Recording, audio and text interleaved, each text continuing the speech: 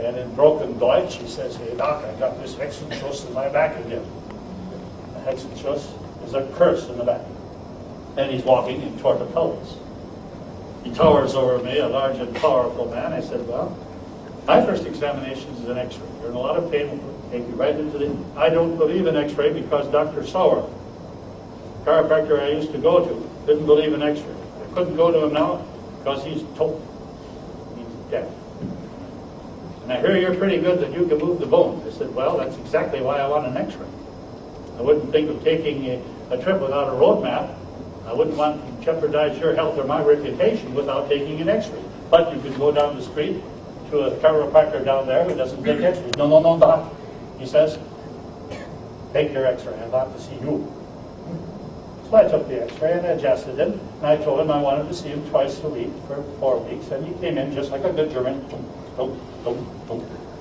Then once a week for 4 weeks. It's coming in, you know. And then every other week. And he followed it right to a T. And then I get him down to once a month.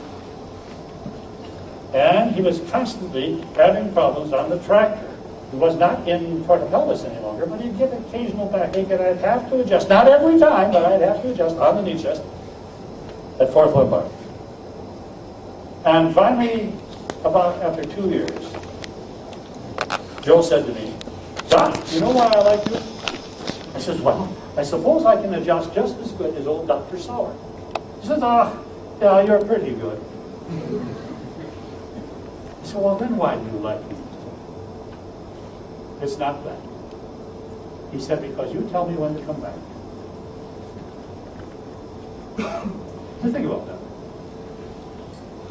This man was on the tractor all the time. A lot of acres.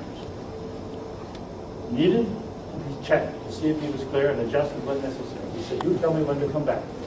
He said, "I used to go to Dr. Sauer every time I went at this Hexenschuss in my back, and he'd fix me up, and it would come back again. I've had 2-3 attacks. I would have 2 or 3 attacks a year, but now, you must know exactly when I should come back." "Yes, I do, Joe. I know exactly when you should come back.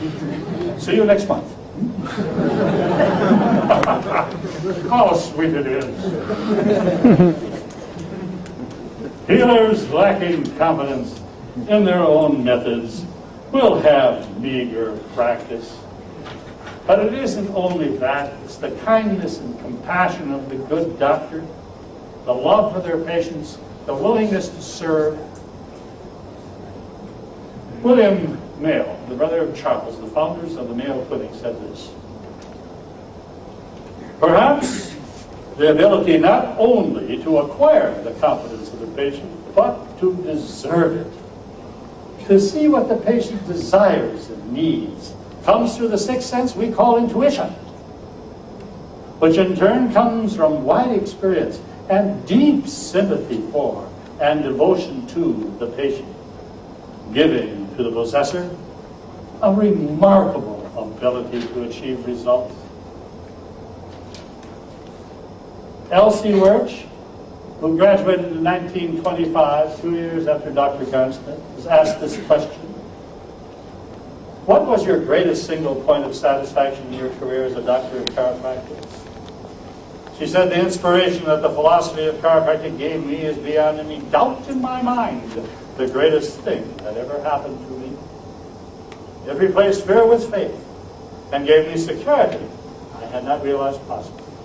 It changed people, it changed me. Its influence was tremendous. It made the mystery of life for me an open book. In all of our studies at Palmer, chiropractic philosophy was the focal point. When we began to see the physical evidence of the truth of the innate philosophy by Dr. B.J. Palmer's Pitt class and the clinic where terribly ill patients recovered, acceptance was inevitable. The aura was the rule. One could feel its strength on campus. Watching the work of innate intelligence enter my own hands never ceases to be astonishing. When many cases given up to die miraculously recover, this is a thrill beyond any explanation. If chiropractic loses its identity, it will be because the philosophy was diluted. And B.J. near his death said this: "Let us not limit these greater things to come. Let us have the distant vision of the eagle, heed our ways with a forward outlook, and perhaps let the uninformed majority fall by the wayside.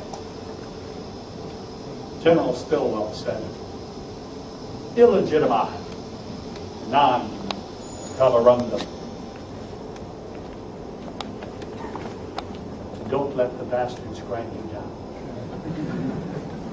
Perhaps let the uninformed majority fall by the wayside. Don't worry so much about them. Assert yourselves. Bring forth your pride. You know what you've got. But let us move forward and upward, unafraid. Place our trust in the high power above and beyond and within us, in our decisions in getting sick people well and staying well chiropractically. Because, my friends, chiropractic works in all disease. Because all sick people are subluxated. Have you ever seen one who wasn't? So never deny the patient the right to be adjusted. It is not within your educated capacity to say they cannot heal. Bring forth that spark of hope that the good doctor can bring forth. And to that I will say, enough said, and thank you.